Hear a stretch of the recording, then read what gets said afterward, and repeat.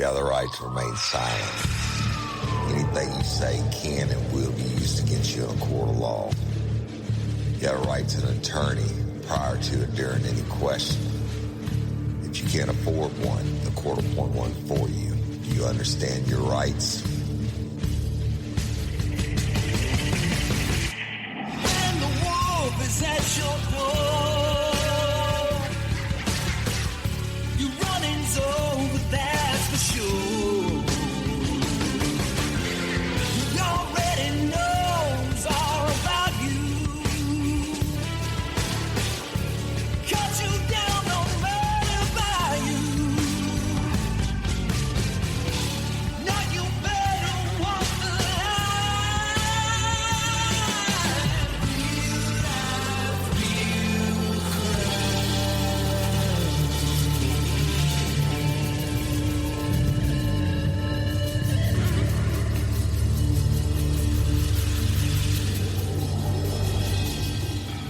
Warning. This episode of Real Life, Real Crime, the podcast, may contain descriptions of acts of violence or that of a sexual nature and should be for people that are 18 years or older. Heed my warning, people. I do not get the facts of these cases off of the internet or from some television show. The facts I'm retelling you were presented to me by the victims of the crimes or the perpetrators who committed the crimes against the victims. My descriptions of the crime scenes, what I saw with my own two eyes. If you're going to get offended, please turn this podcast off now. Thank you. Hello, everybody, and welcome to Real Life, Real Crime, the podcast. And I'm Cyndi Overton. I want to thank everybody for tuning in to Real Life, Real Crime, just listening and liking and sharing. And I want to thank everybody for your well wishes and your love and everything for the family during this time. It is greatly appreciated. Lifers are the best fans in the whole world. Woody wants me to send his love to y'all, and he will be back soon. And I know we can take all the time that we need, and I know you'll be here when we get back, but I just want to let y'all know how loved and appreciated you are.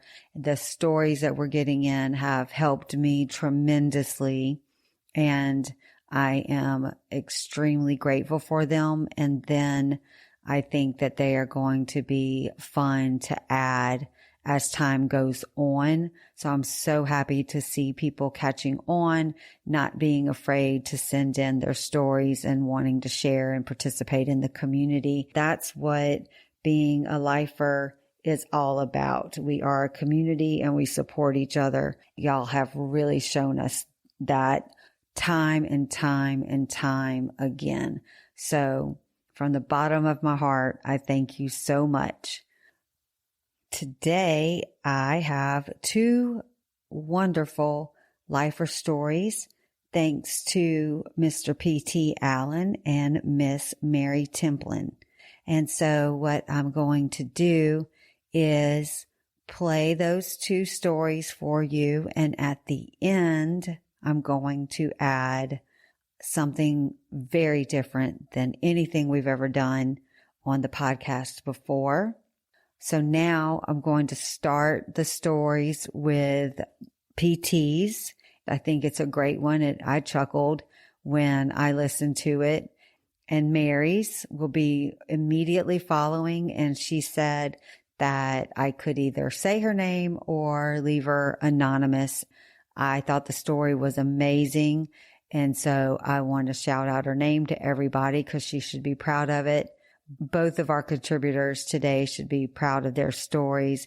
And Miss Cheryl Reed, thank you so much for your story that we did on Wednesday, I think. I don't know. My days are all confused, but Cheryl Reed's story was amazing as well. So now I'm going to play the stories and then I will pick back up. Hello, everyone. It's P.T. Allen again. I tried to record what I thought would be a real podcast. And now I have a newfound respect for what Woody and Miss Cyndi do. There is so much research and preparation. I'm just going to go back to being me. I'm submitting this because the Overton family is having some difficulty right now, and I'd like to ask everyone to please, please include them in your prayers. So a little bit of background. I told you my first one that I recorded that I got into law enforcement quite by accident, although I was interested from an early age. I just didn't think I'd be any good at it. I grew up in Milledgeville, Georgia. My first exposure to any real crime was in Milledgeville. In 1974, a notorious serial killer, Paul John Knowles, who was born in 1946 in Jacksonville, Florida, he came through Milledgeville and murdered a classmate of mine at Sunday school class, Amanda Carr, and her father, Carswell Carr, 1974. He stabbed Mr. Carr to death and strangled Amanda with her own hosiery. He attempted necrophilia, but was unsuccessful. Paul John Knowles was soon dubbed the Casanova Killer because of his good looks. One of his victims compared him to a combination of Ryan O'Neal and Robert Redford. Knowles wound up pleading guilty to 18 homicides, including a Florida state trooper. After he was apprehended, Knowles was being escorted to show the location of the deceased trooper's sidearm and more bodies when he picked the lock on his handcuffs while in an automobile driven by legendary Douglas County, Georgia Sheriff Earl Lee and legendary Georgia Bureau of Investigation agent Ronnie Angel was in the passenger seat. He pulled the trigger on Sheriff Lee's revolver. It discharged. Ronnie Angel drew his weapon, fired through the seat, striking Knowles in the chest 3 times, killing him instantly. And it was immediately after their funeral that my father, a prominent doctor in Milledgeville, decided to teach me how to shoot a handgun. This is how Dad's instruction went. He consumed 3 Budweisers on the way to the spot where we were going to shoot. When we arrived, he took the 3 empty Budweiser cans, tossed them as far as he could, reached beneath his sport coat, and withdrew a .45 Colt automatic pistol in his right hand and a .32 caliber Colt automatic pistol in his left. If you've seen the old matinee westerns, black and white westerns, you remember how they kind of flick their wrist like they're trying to sling the bullet out of the barrel? That is exactly what my father did. He emptied both magazines on both pistols, did not miss a can once, and said, "That's how it's done." He was an incredible instinctive shooter. So the years went by, and after my Navy career, I found myself between jobs. I got hired by a local police department, served there for 5 years when members of the local sheriff's department recruited me for more money. The sheriff reluctantly agreed. He was my first cousin, so he knew how much mischief I could get in. And 5 years there, I got recruited by the state of Georgia. I served there 17 years before retiring. So about 4 years ago, my wife and I are on the back deck looking at the birds and the trees, and she's sipping on her white wine, looking like a movie star like she always does. And she says out of the blue, "Would you mind listening to a true crime podcast?" The voice in my head said, "Oh, hell no. I have lived it. That is the last thing that I want to listen to." Mysteriously, the voice coming out of my mouth said, "Of course, beautiful princess. I'll listen to anything that you like." That is the first time that I heard Woody's voice. So I tell you all that to tell you this. I wind up as a state policeman, and I'm working in probably one of the most unique areas in the state of Georgia. We had counties that were so rural you could go 2 or 3 days without seeing a fellow law enforcement officer, to the bustling city of Augusta, Georgia. And no matter where you work in law enforcement, I dare anybody to say they've had a tough time that hasn't worked the masters. When I was in trooper school, I had to go through yet another academy, and which was 8 months long. Our director of firearms thought he was God's gift to weaponry. And I thought the same thing of myself. And I think we were both off the mark. But so he and I kind of butted heads during school. I did graduate and was assigned to my first post.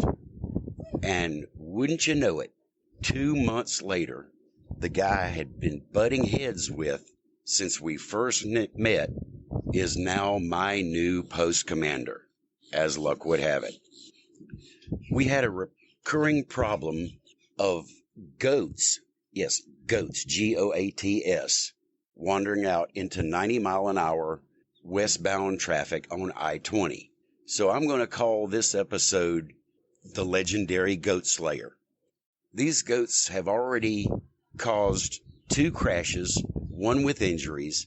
We're getting called out there 2-3 times a week because the local sheriff's office, they don't have the manpower or the resources to send somebody out there. So they call the state police. This has been going on for several months. We're herding goats off the interstate.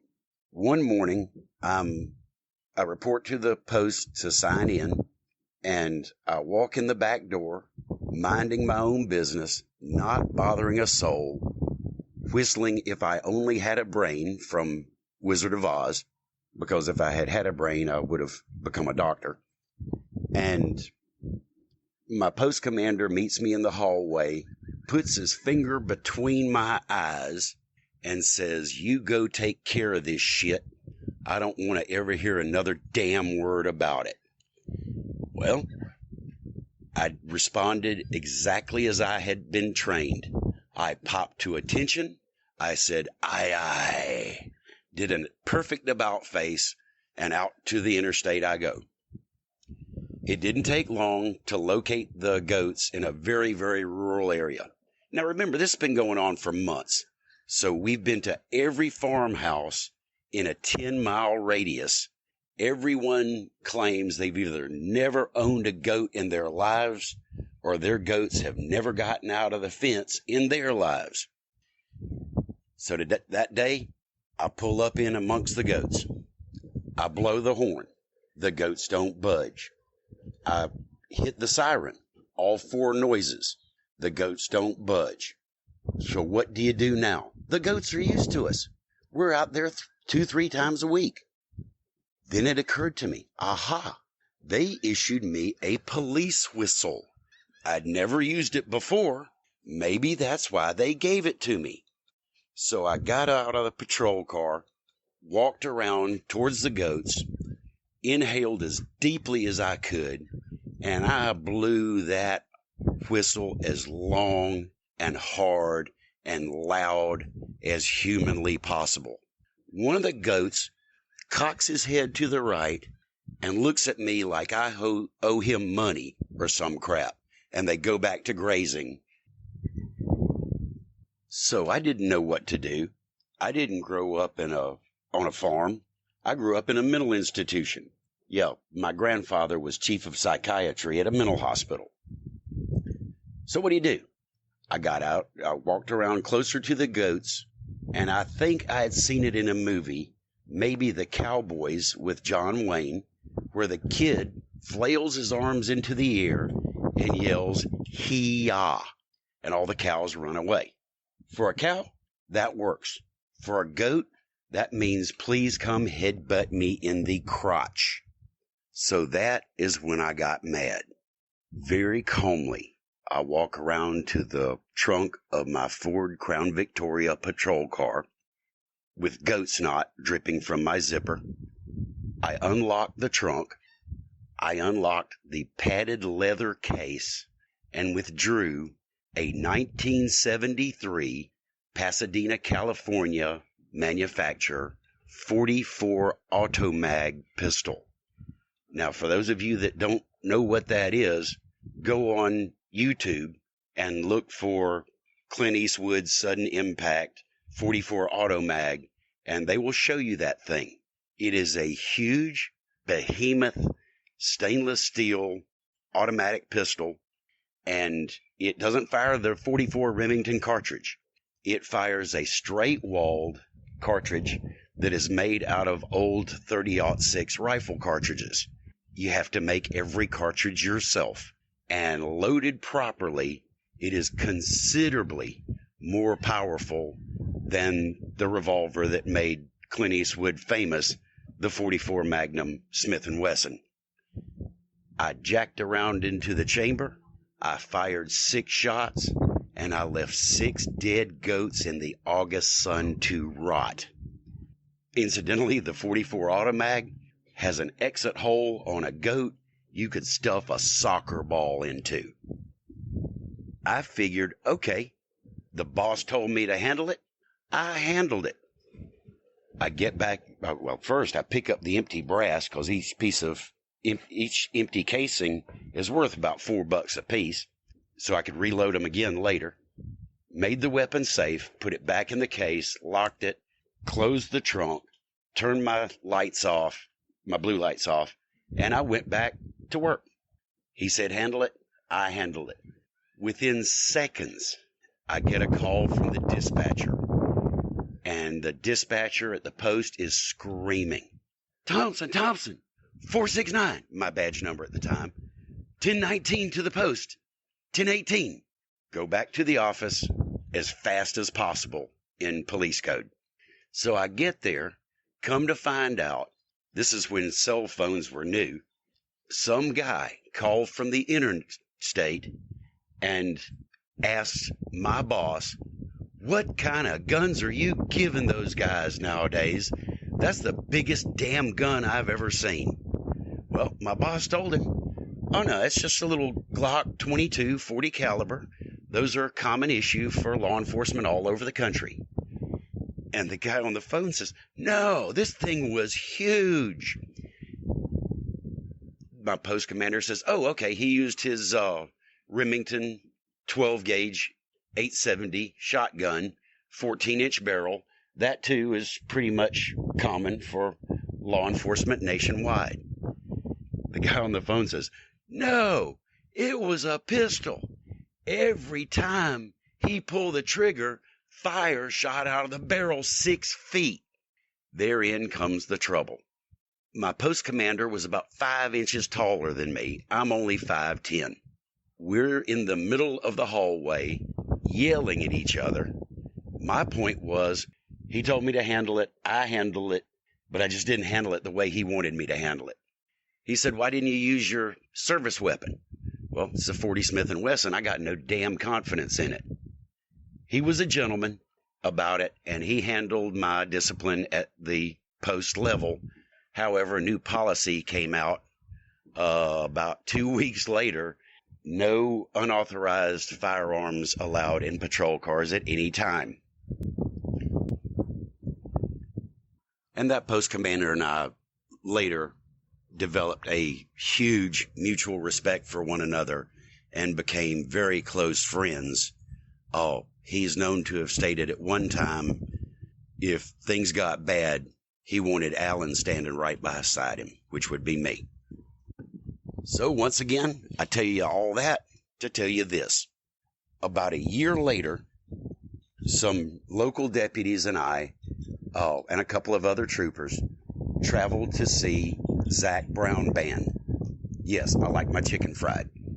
And it's in a bar. It's a very small venue. This is when Zac Brown first kind of hit the scene. Just in case anybody's curious, all the law enforcement officers booked a room at the hotel across the street so we didn't have to drive after drinking at the concert all night. During a break between two sets of the Zac Brown band, this trooper from North Georgia starts telling a story about a trooper who shot some goats. And I said, "Oh, no, he didn't." And the trooper said, "Oh, yes, he did." And he continues on, and he pulls out this big, huge custom pistol. I said, "No." And he said, "Yeah." I let that boy continue on 10 minutes telling my own story to me until a deputy that knows me stopped him and told the guy he was telling me the story of something that I did. And that, ladies and gentlemen, is the legend of the goat slayer. I hope some of you found some humor in it. God bless, and pray for the Overton family. This April, we're celebrating Earth Month, and it's the perfect time to think about the choices we make every day, especially the ones we don't always think about, like where we sleep. If there's one thing I've learned, it's the quality is sustainability. When you invest in something well made, it lasts longer, and that means less waste, fewer replacements, and a bigger impact on protecting our planet. That's why I love Avocado Green Mattress. Avocado makes certified organic mattresses, crafted with non-toxic materials in their very own zero-waste factory. They've already diverted 85% of their waste from landfills, and they're aiming for 90%. It's not just about comfort. It's about caring for the planet with every choice we make. And here's something I really love. Avocado is a proud member of the 1% for the planet. That means at least 1% of every dollar they earn goes straight to environmental nonprofits tackling climate change and protecting ecosystems. So when you choose Avocado, you're not just sleeping better, you're giving back. If you're thinking about upgrading your mattress, do it with purpose. Choose one that's better for you and better for the planet. Head to avocadomattress.com today and save up to 10% on certified organic mattresses. Dream of better for you and the planet. This will be a story about my first camping trip, like real camping, not glamping with the camper on wheels. So picture this. I am pretty much a girly girl. I do my hair every day. I do my makeup every day. I get my nails done, etc. You can kind of picture it.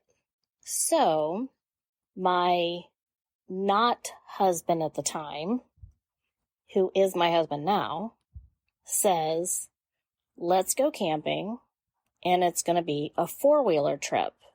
So riding in the hills of Kentucky, like Appalachia. And I'm like, okay, sounds fun. And these are people that he primarily knows, but these are salt of the earth people. Give them a rock and some dandelions, and they're going to turn it into an amazing meal. And you're going to be like, how did that just happen? These people are genuine, giving, loving, amazing individuals. I had never really experienced that. So we go. We pack a tent that my husband said is plenty big enough for me, him, and his son, aka our son. And I say, great. We have a generator. We have these water carrying things that are like 30 gallons a piece. So we're taking water with us, you know, the whole kit and caboodle. And we go. And this is like late spring, early summer in Ohio / northern Kentucky. So therefore, it can still be rainy. The evenings, nights can still be cooler. Days are beautiful, warm, you know. So you kind of have to pack for 2 seasons, so to speak. So we leave, we meet up with our friends. The one group of friends whose family is from in this area that we are going It is also known as the Flatwoods. We go down. They are towing a pop-up camper, and it takes several long minutes, delayed gravel road, etc., traveling up to this area that we're going to camp at that they call Schoolhouse Hill. There is no longer a schoolhouse there, but a lot of the locals, if you will, know this as an area that's cleared, kind of has an area where you can make a fire, etc. Now, mind you, there had just been a light rain / drizzle the entire day. So we are headed up.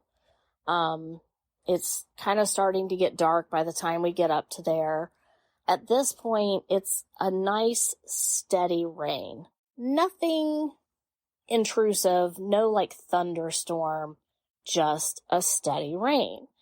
And so one of the individuals who is going to camp up there with us, his name, God rest his soul, is Alfred. And when you first hear Alfred talk, you feel like you need a translator.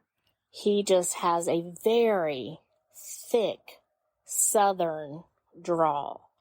And he says to us, I'm gonna get a fire going. So we kind of look at each other, and my husband says, he said he's going to get a fire going. And I look at my husband as like, what? It's in this rain? Like everything's wet. So we go on. No worries. My husband and I proceed to set up this tent that he said he has. And we realize that maybe it wasn't put back according to plan or has sat longer than expected. It had holes. So with the rain, the tent is out. We're not going to be able to camp, in this tent. So luckily the people who pulled the pop-up camper up to camp says, just come sleep in here tonight. So I'm like, oh, thank you. That is so very nice. Really much appreciated. So we do. While we're in the process of moving things into the truck / pop-up camper, we realize that indeed Alfred, with no gasoline, no fire starter, except his own 2 hands and a match and wood, has indeed built a bonfire that would impress anyone, truly. And we were like, oh my God, we don't know how he did that. So from there on, any fire that we set that is a impressive fire, we refer to it as an Alfred fire. So fast forward, we get into the camper. It's becoming one of the longest night of our lives, but indeed it turned out to be the longest night of our lives. So we go on and we do what we can to get comfortable in this pop-up camper and quickly, realize that the camper must have had some, rust holes or compromised areas, because, the big piece of styrofoam that is the actual, quote, mattress, end quote, of the pop-out is now wet. So, it wasn't very dry. It wasn't very warm. It wasn't very comfortable. It was just a long, long night. In the course of the night, however, Alfred's wife, Curran, as it is said in those hills of Kentucky, proceeded to come into the camper, and she starts rooting around like a raccoon. And we're like, what are you doing? And she goes, I'm hungry. So that was always a fun joke that we would say to her as well. And it was just an extraordinarily long night. Thank God we did have fire outside. And so dawn breaks. Thank God. I'm thinking this must have been a 16-hour night. It really wasn't, but it felt like it. And so we come out, we're all kind of rubbing our eyes and, oh my gosh, talking about like the sun's peeking through. It's going to be a beautiful day. We're going to ride these four-wheelers. And Alfred, you know, Mr. I'm going to make fire, says that he is going to ride his four-wheeler down the part of the mountain that you cannot take a vehicle, but you can take a four-wheeler. And he's going to go down to the house, and then he'll come back up in a little bit. And he says, does anyone want to go? Anybody need anything? And I am like, yes, pick me, please let me go. I want to take a shower. And my husband looks at me in complete amazement. Well, he wasn't my husband at the time, but you know what I mean. He looks at me with complete amazement, like, you just met this man like 8 hours before. And I was like, what? I'm like, I want a hot shower. He's offering me to go to the house and take a shower. He is a lovely individual, and I'm going. So I did. So I got my hot shower. We ended up having an amazing weekend of riding four-wheelers through the Appalachian Mountains, and we met some beautiful, wonderful people who we still talk about today and we kept in touch with for many years up until we lost them. And it was just an amazing trip. But it was and will always be the longest night of my life. Hope you lifers enjoyed. Love all of you. Love to Woody, Cyndi, and all of the Overtons, and prayers and hugs. All right. So what did y'all think? Again, aren't they great? I just love people sending in their stories, hearing people's voices, I think is amazing. You know, this personalizes the connection so much more. When y'all see the names in social media now, you can actually hear their voices, which is amazing. Today, we're switching it up. You're about to hear 3 crime stories. 2 of them actually happened. One of them, totally made up, fabricated, fiction, but it's your job to figure out which one is a lie. We're calling this the Lie Detector episode. And in tomorrow's episode, I will reveal which story is a lie. So grab your notebook, open the Real Life, Real Crime app, and get ready, because one story is a fake, and that is the one that you are going to mark your answer in the app. So let's get started and see if you pass the test. Here is story 1. In 2012, a woman named Darlene Bishop called 911 from her trailer park in Mena, Arkansas, claiming she found a human foot in her deep freezer. She said she had just bought the freezer off Facebook Marketplace from a neighbor named Frank, who sold it to her for $50, claiming it was barely used. She didn't open it for 3 weeks, but when her own fridge went out, she went to transfer meat, only to find a vacuum-sealed human foot inside. She guessed it was approximately size 10, and it actually had red toenails.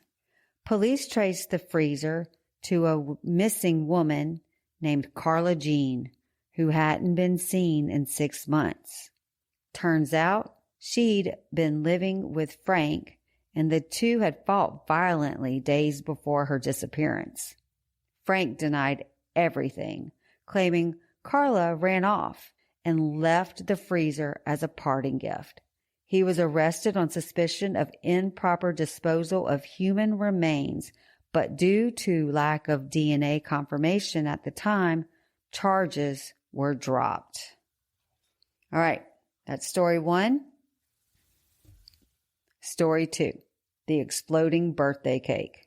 In 2018, a man in Baton Rouge was arrested after mailing his ex-girlfriend a birthday cake filled with illegal fireworks. The cake was delivered to her workplace, where coworkers gathered to sing happy birthday. When the candle was lit, it triggered a small internal firecracker that exploded and burned part of the table. No one was seriously injured, but police traced the cake back to 37-year-old Michael Dillard, who had previously been under a restraining order. He claimed it was a joke, saying he saw it on YouTube and didn't mean to scare anyone. The local DA charged him with domestic intimidation and use of explosives without a permit. All right, so that's story 2. Story 3, the ice cream truck sting. In 2009, the Tampa Police Department launched an undercover sting using an ice cream truck. Officers outfitted the truck with hidden cameras and parked in a high drug traffic area, pretending to sell popsicles and bomb pops. But instead of frozen treats, they were handing out citations and gathering intel on a gang known as the Red Hats. Over the course of 2 weeks, the ice cream cops made 14 arrests, including one for attempted bribery when a man tried to pay for a snow cone with 2 grams of cocaine.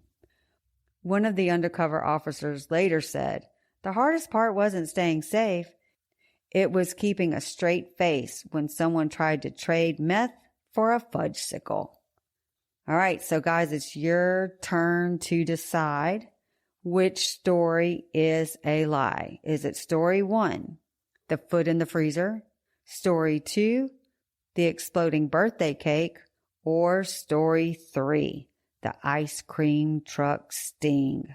So tune in tomorrow, and at the beginning of that episode, I will let you know which one is the lie.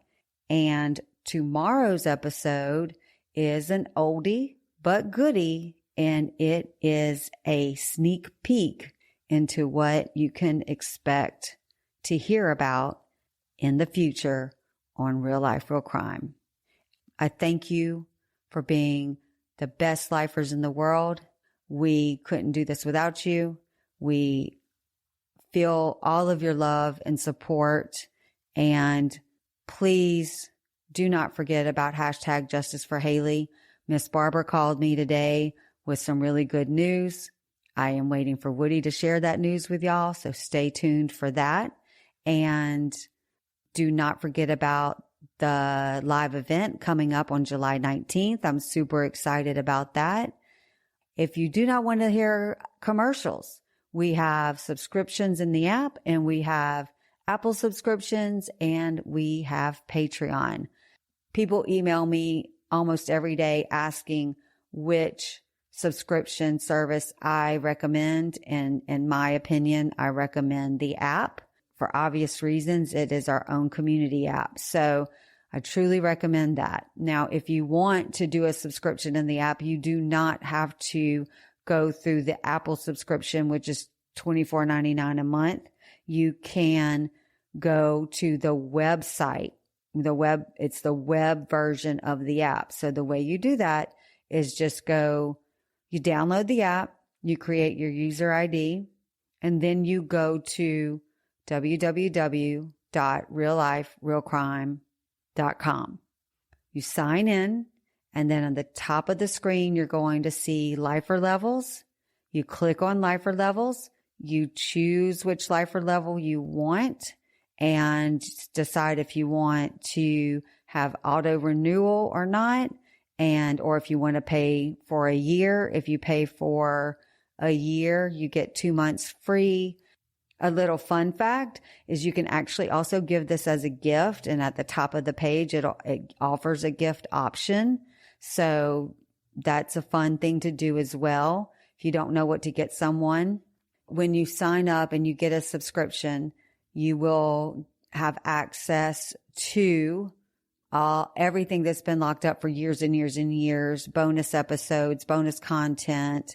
We have playlists where you don't have to, like, if you are specifically looking for Justice for Haley episodes, if it's a series, we most likely have a playlist for it. So like all of Justice for Courtney is all put together in one playlist.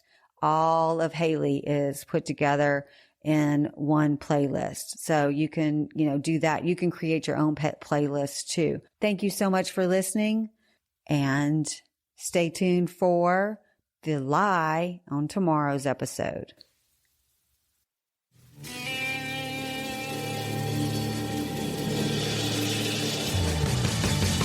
You have the right to remain silent. Anything you say can and will be used against you in a court of law. You have a right to an attorney prior to and during any question. If you can't afford one, the court will appoint one for you. Do you understand your rights?